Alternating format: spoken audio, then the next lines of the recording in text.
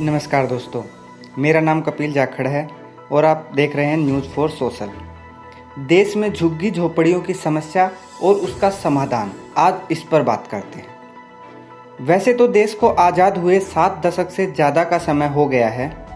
देश में गरीबी दूर करने और जीवन की गुणवत्ता को सुधारने के लिए काफ़ी योजनाएं बनाई गई, लेकिन ज़मीनी स्तर पर उनसे उस स्तर का फ़ायदा नहीं मिला जितनी उम्मीद की गई थी। अगर इसका सबसे बड़ा कारण खोजने की कोशिश करें तो पता चलता है कि अपने राजनीतिक स्वार्थ के लिए पार्टियां अपना पूरा ध्यान मुद्दों को सुलझाने की बजाय उसे उलझाने में और अपनी स्वार्थ की रोटियां सेकने में लगाती हैं। सुप्रीम कोर्ट ने दिल्ली में रेलवे लाइन के पास रेलवे की ज़मीन में बनी लगभग 48,000 झुग्गी झोपड़ियों को हटाने के आदेश दिए हैं। इसके साथ ही कोर्ट को ये टिप्पणी करने को भी मजबूर होना पड़ा कि इस मुद्दे पर राजनीति ना करें। सभी राजनीतिक पार्टियों की अपनी मजबूरी है। अगर कोई राजनीतिक पार्टी इसको हटाने के बारे में सोचती है तो विपक्ष इसका विरोध शुरू कर देता है।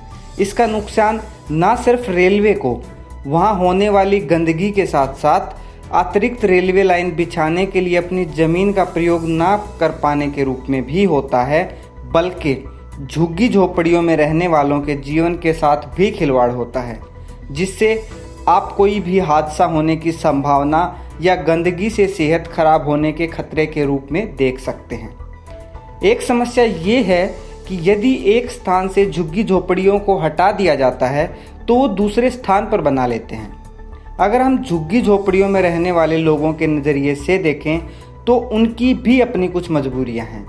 जैसे शहर में ज़मीन बहुत महंगी होती है, वो ना तो वहाँ ज़मीन खरीद सकते हैं और ना ही इतना ज़्यादा किराया दे सकते हैं।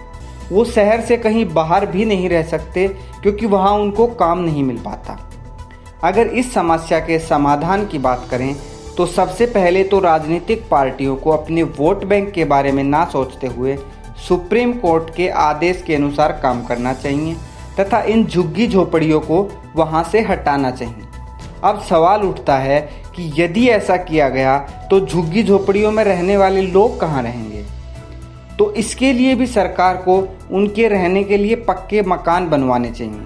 अगर इतनी ज़मीन नहीं है तो उसके लिए सरकारी ज़मीन जो अभी प्रयोग में नहीं लाई जा रही, वहाँ पक्के मकान बनाकर उनको झुग्गी झोपड़ियों में रहने वाले लोगों को कम किराए पर दे सकते हैं।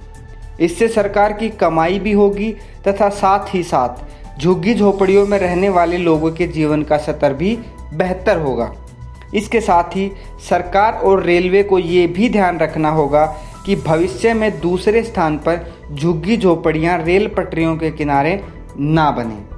अगर आपको हमारा यह वीडियो अच्छा लगा तो लाइक एंड शेयर कीजिएगा तथा हमारे चैनल को सब्सक्राइब कर बेल आइकन को हिट जरूर कीजिएगा। आप जुड़े रहिएगा हमसे ऐसे ही मुद्दों से जानने के लिए। नमस्कार।